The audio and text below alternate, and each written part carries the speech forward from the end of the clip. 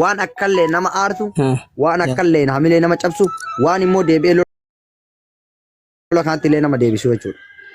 Ani mana keetti akka namna rasine caalaan namni tokko akka na arrabsuun fedhu mana keetti hin eeyyamu. Waan hamilee nama cabsu maali yoo jette ganaa deemanii goota nu akkana miskiin akkatti ariinee galchine maali gidee kana argitu miskiini kun walaafitu dhiisi godha beeta. Amma mana suuzuutti banatanii akkana yaan injifannoon kenna maali jaan beete nu kanaaf hin dhiifne injifannoo miti namni ol injifatu hin jiru Oromoon lolee injifatu hin jiru beeyna jedhee yaada rakkiyyatti. Nutu injifatee nutu akkana godhee yaada. Amma wanni nan sitti dhufeef waa takkaaf sitti dhufe caalaan akka nama tokkotti. Akka ilma argee tokkotti. Mucaan tokko jinnii kaas keessa jiru kana ta'ee ka biraa ta'ee hin beekuan.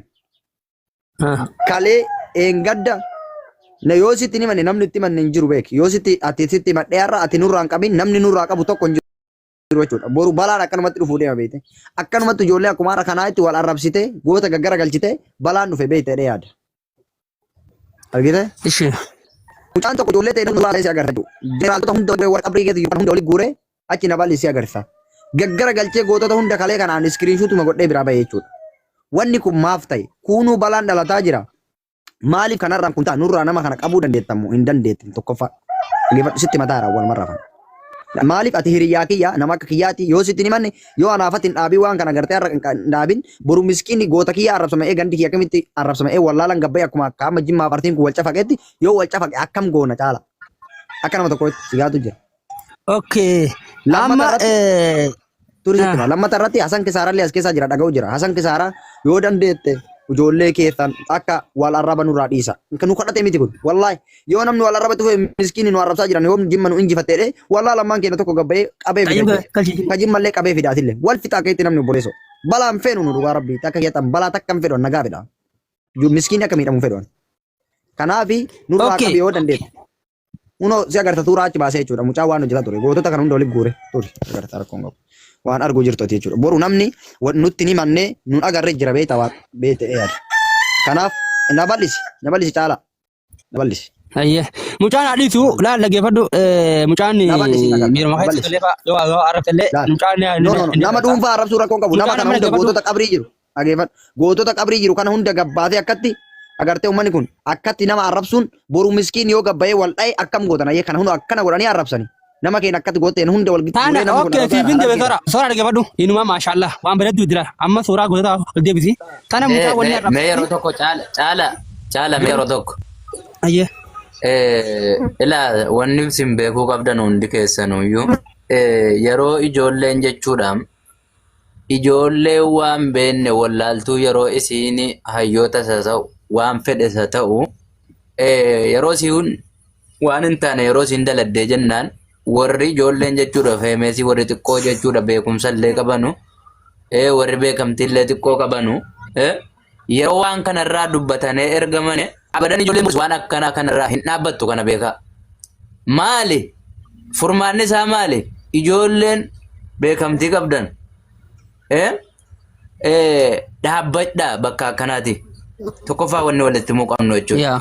Fedhu Harargee ta'e, fedhu Arsii ta'e, fedhu Jimmaa ta'e, fedhu abbaa fedhe haa ta'u. Ijoolleen xiqqoo beekamtii qabdan bakka ijoollee waan akkanaa daladdu kana eenyumaan dhaabbatinaa yoo isin naxxanii bira dhaabbattan bakka akkanaa kana kalas hin dhiiftu isin boris. Hin dhiiftu waa biraa dhalata jechuudha. Kanaafuyyuu tuffataniituma dhiisuudha ijoollee jechuudha. Ijoollee alasii waan hin taaneen gadi baatee bocceen madda dhiiftu. Nama sin dhageessu yoo ati waan sanarraa dubbatte boritti dabalteeti waan sana hojjetu. Kisaaraa dhageeffadhu Hasan Kisaaraa dhiifamaa baay'ee qabu. Soora waan ati nagaa batteeratti si deebitara. Oigaa caalaa takkan dubbatta ishee. Hasan yoo har'a kana dhiifne boru keenyallee wallaalan ati gabbayee akkuma har'a kun waliin guuree kana gaggara galche kanatti kana arrabsa jechuudha. Achi boodoo dubbiin agartee dubbiin beeratiif ijoollee Nura mucaa nama suuraa gadi garagalchee ijoollee isaati. Yeroo kun alee ibsime. Duri takkaan ishii deessa caala nuun beeka kana rakkoon qabu obsi. Kana dubbiin ijoolleetiif beeraa nama wal ficcitiifti jedhan. Agartee dubbiin ijoolleetu dhiisaa warri jettan kun dubbii jalaan shematina jechuun ijoollee kun no nama biraatti irra rakkoo gaya. Nama gurguddaa irra rakkoo gaya maali yoo jettan dubbii ijoollee tanarra yoo itti dhiifne agartee ijoolleef sareen nama nyaatti yan. Ijoollee yoo dhiifne har'a waan kanatti yoo caalan callisee dhiise boru gabbayee wallaalan ganda kiyyaa waa gaggara galchaa. Asirraa dhufe nama gurguddaa deemti wal dhaayat dhufa wal arrabsa dhufa achiin arrabsu jiran kuunillee wallaalan kuunillee Yoo har'a nama kana namarraa namni qabuu hin dandeenye akka ganda isaa itti gaafattanii yoo qabdanii waan kana sirreessin wanni kun itti fufaa ijoollee hin dhiisinaa ijoollee akka beektanii walirraa dhoorgaa jechuu barbaadeeti. Ayyee galata soora osoo asan dubbanne waan tokko jedhu siifin deebisa. Qoy yeroo tokko waan tokko jedha. Qoy waa'ee mucarratti hin deebisaa fi qoy waa'ee mucarratti mucaan gad deebise mucama keenya. Soora dhaggeeffadhu mucaan wanni inni gad deebiseef bakka hayyoota kana kan jiru malee bakka hayyoota kana isuma gaafannaa bakka immoo ijoollee teenya tammataa gad deebisee ijoollee teenyaatu udaani dhaggeeffadhu hasiifin hima ijoollee teenyaatu ijoollee teenya warra keenya jechuudha dirree dhawaa keessatti koondomii oomishamaa kutaa biraa keessatti kutaa maqalee dhawaa barbaadu achi keessatti immoo kophee oomishamaa jeetii amma dura koondomii dirree dhawaa magaalaa Itoophiyaa magaalaa Oromiyaa magaalaa Harargeen qabdu koondomii keessatti oomishama jettee arrabsaa turte ijoolleen ni beekta ijoolleen nama gartee kutaa faarsan illee jaalatteeti miti ijoolleen nama fooloodhaaf nama arrabsu saniif jecha mucaan gubatee waluma qabee uummatuma isaa jala deeman kana wajjin gaggeera jee arrabse malee mucaan kun hooqas keessa jiru kana hammeenya akkasiin qabu yoon dhiisi jeen gartee hidhiisa dhaggeeffadhu nama barbaade immoo mucaan akkuma maqumaa maqaa isaa kana jechuun jinni shayxaanaa jechuun nama na arrabsaa ture anuma caalaa kana nama gartee suuraati jedhabee suuraa caalaati jee suuraa biraa fidatee arrabsaa ture jira haadhatii yaafi waa hunda jechuudha garuu ammoo irra laalu hayyoota arrabsuu irratti hin ajjamu hayyoota arrabsuun sirrii miti garuu ammoo nama deemee kotaa fi ganee kotaa nama naaf aarsu hasan warri fila warri koomentii kun maan arroorrisa qo'aan ammaal isin godhe uummata maa iyyitan yaatanii yaaki warri koomentii dhiisa soorri amma kabajaan mariirra jira waan ta'eef amma akkasii tasgabbaa ittiin wajjin dubbadhu nuti illee sii deebifne waan ta'eef rakkoo jiru. Ishi dubbadhu jinni. Tartiiba naasa humna dubbii. Soora argitee ijoolleen teenya tun jechuudha. Ijoolleen teessan jechuudha. Ijoollee teenya if jalatti as qabdee if jalatti as qabdee mana misaale mana akka farsoo mana akka usmee kana ol nayitanii ijoollee teenya jechuudha. Ijoollee teenya yookaan juu nama biraati miti an nama sodaadhu ni beeytanii rabbi malee nama sodaadhu ammoo warra akka dabbaal warra akka maammee kana ibbiroo ol qabdanii gizee isin jechuudha. Ijoolleen teessan deebitee nu xiqqeessite. Harargeen jimaa malee uumaan beektu garaaba nyaatti jaani amma wanni kalee gad deebise wallahi kalee fiidoolleen banamne caala akkattiin taa'u jira gizee soora see harkee baran nan agartu seeteen akkattiin taa'u jira kanaan nuti ijoollee dhalaatan walitti fideete wal tumsiisaa meen dalagaan ijoollee dhalaatii walitti jira ijoollee dhalaa lubbu yemee arrabsimee tamturra rabbe beekaa jeetii wal arrabsiisa kanuma dhuftee harargeen barichaatii malee uumaan beektu dhiirateenya dhalaa isin jala salaamaal jettee wulii keessa kutte gaa gizee isin keessa kuttu intala haadha salte isinis kana warra harreessa lokon olaale jee suuraa gad deebisi malee ani jibbaa arsii qabaadheeti miti ijoollee teenya gartee faarsitee bultootaatu waliin nu nagu jira ammoo deebi'eetiin akkamiin jeen aboo ijoollee teessan tan ijoollee arsii sana wajjin jinni dhageeffadhu jinni waa takka siimaa akka nama tokkotti waa takka siimaan akka jechuun sillee hin beeku dhugaa rabbii ati yoo na beekti illee hin beeku akka nama tokkotti ijoollee faarte bultoota jetta faarte bulaan sunniin nu hin waamanne nu kootu arsii nu faarsi hin jenneen akkanadhaan hoggaa akkana jettee naaf taata nu faarsinaa jin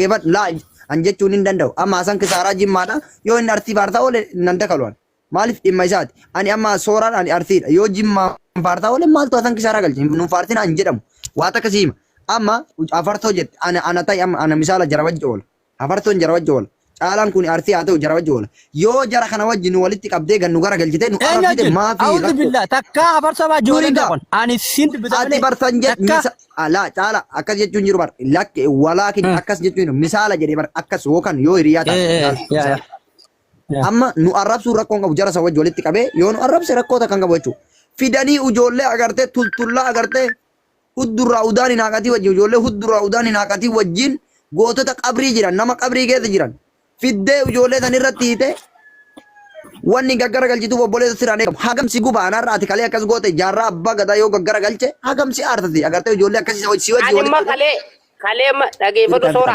kaleema kaayyooti jaarraa abbaa gadaa yoo gaggara galche jaareema ijoolleen teessan ol seentee hagamsi aarta nama hunda ka'ee uummata harargee jimaa qabu malee uumaan beenu hin jaallu uummata garaa nyaatu jinni koo ijoollee jira ijoollee warra kaytummaa jira jinni koo sooraan dhageeffadhu gabaabatti dhageeffadhu walitti daddabarsina isin lamman caaca sooranii fi jinni walitti hin dabarsina haasaa haasaa yoo ati bisuraa wal keessa amma gizee takka meena dhaggeeffadha tartiibumaan haasofna wanti miidiyaa kun wanti isinii galuu qabu namni jallataan bakka kamuunuma jira numa amma laan nuti akka jimmaatti jimmuma ta'ee kan wal qooduu jira laal jimma keessa ta'ee amma dheengadda Suuraa abbaa Jifaarii fi suuraa bilillee jedhanii inni isaanii beektaniimi garaagara xilaa aanaanuma tokko bar. Kana gidduutti maal godhan? Kun suuraa dhagaa dellootti fi goota tokko jira dhagaa delloo jennaan dhagahuun wallaaltanii. Achi suuraa isaa garabatanii garagalchanii beekaa. Maqaa isaa sirreessi eenyu Xayyib. Dhagaa delloo. Dhagaa deenoo. Abbaan hubate ni hubata. Asii immoo abbaa Jifaar mataa gadi garagalchanii irra ta'an. Isinii galee warri kun maaliif yoo jettanii tokkoffaa namni na arguudha. Lammaffaa immoo namni jala laaluu hin jiru. Gastii jara yoo ilaalte haasaadhuma jiran nama guba malee namni dhaqee ilaalu yoo danate nama 10 maal barbaadu jarri namni jabaan illee jara keessa seenee akka namni isaan laaluu barbaadan. Tokko kanuma wanti isaan barbaadan fooloo ittiin barbaadatan. Nama akkasii kana maal gochuu qabdu gabaabinumatti kutaa Jimmaa keessaas haa dhufu Arsii keessaas Harargee keessaas namni nama arrabsu numa jira Baalageen jechaadha. Akka nama tokkootti yoo nama dhaga'u ta'e keessaan illee haa ta'u sobdaniituma darajaa isaallee ol fuutanii ofii waamtaniiti gorsa kennitaniif. Nutamma mucaan tokko maal godhaa turte kun kan kasaaraa ragaadha. Suuraa jaarraa abbaa gadaa suuraa nama meeqaan tadi tokko galabbattee nu jinkite Jimma keessaa gadi baateen tadi tokko akkasitti kutaa namaa arrabsaa jirti jedhan. Kun haasanii wajjin galgala tokko waamnee kabaja itti goonee akka walii nama du'ellee arrabsine jennee adabatti goonee eega gaafa sanaati mucaa sun nama arrabsine barasan wallahi wallaaltanu bara Madiinaa jedhamti. Eega gaafa sanaati deebitee nama tokko arrabsine akkasitti ofii qabanii nagaadhaan suutaan itti himan. Amma nama Tayyib ati yaanni kee gaariidha yaani viidiyoo tattillee ni harka yaanni kee gaarii takkaatillee waa'ee gantummaa kan laftan beektu garuu ammoo amma Hassan Kasaaraa kana wallaahi nama gartee siyaasaa tana Abiyyi deeggaruu miti Abiyyiin waan feene jechuudha ni beekan ijoollee tu jirama warri amma ijoollee Jimmaa tana wanni miira keessa galchee gartee kana tonne godhu ijoollee Jawaar malee Abiyyi tana deeggaree jira. Gizee ammoo ijoolleen kutaa biraa jechuudha uummata Jimmaa uummata kana jaan kana namni miira keessa galeeti waliin laaqamaa jechuudha. Namuu gantee fi kan jaalanne hin jiru. Siyaasaan adda adda ta'u malee yaa gantee fi namni ijoollee Oromiyaa yeroo waan raabsan. Nama beeku yoo ta'e rakkoo qabu sana akkasitti anaaf amma eengadda lola san irratti lola eengadda ammoo ijoollee ta'e Jimmaa wal laftan anaaf Hassan Kasaaraa mana kiyya turre jechuudha gizee ijoollee nama 200 ol qaxaqan. Lola kana ittiin seenu Hassan atillee ittiin seenu jechuun ni ture afaan kiyyaan. Hassan Kasaaraa kana anillee ittiin seenu atillee ittiin seenu jechuun ni ture. Sheeriin kun gubbaa kanarraan jawaala kiyya kana cabsu ka'ee sheeriin kun gubbarraan namni hundi akka waan maqaa kiyyaatti sarchi godhee sheerina godhu yoo handaqu wallaahi mana diroonii Jimmaatti nama 200 rakkataakataa jiran jechuudha. Aarii saniin ani ka waan kanatti seenuun feene lola awwalaa keessa ture waan ta'eef hin beeka lolli kun waan akka miskiina miidha. Ka itti seenuun feene aarii sanii halkan seetti wanni sun na seensise malee ani durallee keessa jiru beektaa Hassan kun na beeka. Aarii sanii ijoolleen ta'e ijoolleen bartikkicha waan malee dalee bareeduutu. No dubartii qabdee caala dhageeffadhu ijoolleen suni ijoolleen ammallee ijoolleen sun dhageeffadhu ijoollee eenyummaa isiin beekne ijoollee immoo deebi'ee odoo baru ijoolleen eenyummaa isiin beekne Jimmaan keessa illee gabbaatee miskiin akkas goote rakkoon qabu warri eenyummaa isaa suuraa beeknu warri akka anaaf agartee anaaf Hassan Kasaaraa kun yoo gabbaanee waan akkasii dalayne baay'ee ulfaata beekta baay'ee namni walitti tara ijoolleen ta'e sun amma dhugaa rabbii suuraa isiin agartu ijoolleen arsii jettee himattu sun suuraa chaayinaa irraa qabdi suuraa jala yoo seente hin fuutu waa jalatti arguu hin dandeettu agartee odoo kutaa birallee ta'e hin beektu. Arsuma ka arsiif qabsaa jirti bari yaani eenyummaa beekuu qabnu arsii lolli kun dhageeffadhu silaa caalaa dhageeffadhu lolli kennaaf kaarsee Jimmaa barsii kun agartee miskiinni agartee wallaalan akka warri fooloo hin qabne